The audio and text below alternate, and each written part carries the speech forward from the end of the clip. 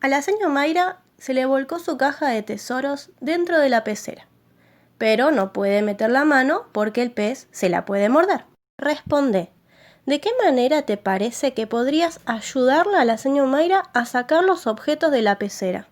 Te dejo unos elementos que podrían ayudar a recuperar estos tesoros. Un colador, un imán, una pinza. Entre esos tesoros, la señora Mayra tenía 2 terrones de azúcar. ¿Por qué no se ven en el agua? En la vida cotidiana hacemos mezclas con diferentes fines. Por ejemplo, para alimentarnos, una ensalada de papas y arvejas o un yogur con frutas y cereales. Hay mezclas, en cambio, que están presentes en la naturaleza, como el agua del mar. A veces intentamos hacer mezclas con componentes que no se pueden disolver, como cuando elaboramos un aderezo con aceite y vinagre. En algunas mezclas podemos ver los componentes que las forman y en otras no podemos distinguirlos. En este video vamos a aprender más sobre las mezclas, en qué consisten y cómo se clasifican. Una mezcla es una combinación de 2 o más componentes, en la que cada uno conserva sus propiedades.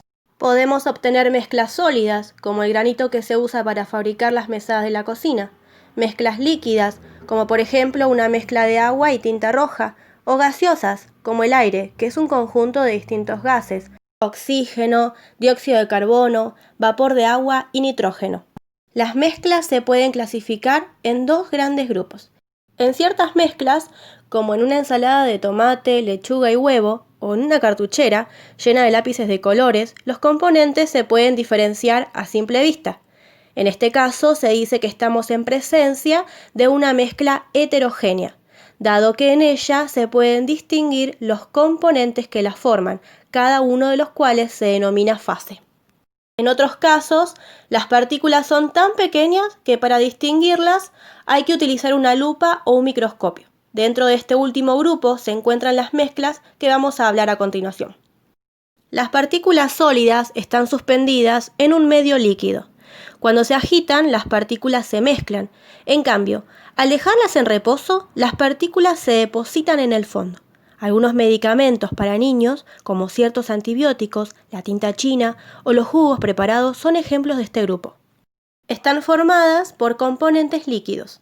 Uno de ellos está distribuido en forma de pequeñas gotitas en el otro. Por ejemplo, la mayonesa o las cremas de belleza.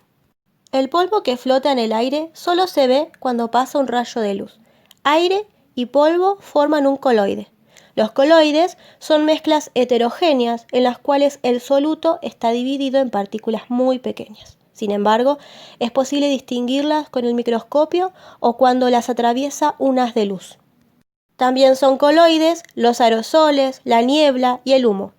Las mezclas heterogéneas groseras, solo con mirarla sabemos que esta mezcla tiene componentes muy diferentes. Si a un vaso de agua le agregamos una cucharada de azúcar y revolvemos, estamos preparando una mezcla. Sin embargo, luego de revolver ya no se puede distinguir si hay 1 o 2 componentes. Parece que el azúcar hubiera desaparecido en el agua. En este caso, estamos en presencia de una mezcla homogénea o solución. En las soluciones, los componentes están mezclados de manera uniforme, por lo que las características o propiedades son exactamente iguales en cada parte de la mezcla. Por ejemplo, a diferencia de la mezcla heterogénea, el color y el sabor son los mismos en toda la solución. Las mezclas homogéneas pueden estar formadas por 2 componentes líquidos, por ejemplo, agua y vinagre, por un componente líquido y uno sólido, como agua y té, o por un componente líquido y un gas, como en el caso del agua del mar y del oxígeno gaseoso disuelto en ella. También pueden estar formadas por más de 2 componentes, mezclados uniformemente. Las características de las soluciones varían no solo en función del tipo de componentes, sino también de las cantidades de cada uno de ellos. Como escuchamos en el video, el agua con azúcar forma un sistema homogéneo, porque ni con un microscopio se pueden distinguir sus componentes, es decir, es una solución. También son soluciones el agua con sal o con polvo de jugos en sobre o con un chorrito de alcohol. En una solución, El componente que está en menor cantidad se denomina soluto. El que se encuentra en mayor proporción y disuelve al soluto se llama solvente. Por ejemplo, si observas una taza de café, el soluto es el café y el agua es el solvente. En una solución puede haber más de un soluto, como por ejemplo, el agua mineral tiene disueltos varios componentes, como el calcio, el magnesio y otros minerales. Si añadimos a un vaso de agua cucharadas de azúcar y revolvemos energéticamente después de cada agregado, ¿qué crees que sucedería? En algún momento el azúcar ya no se podrá disolver más y comenzará a depositarse en el fondo del recipiente. Este fenómeno ocurre porque hay una gran cantidad máxima de azúcar que puede disolverse en el agua que contiene el recipiente. La solubilidad es la máxima cantidad de soluto que se puede disolver en una cantidad de solvente a una temperatura determinada.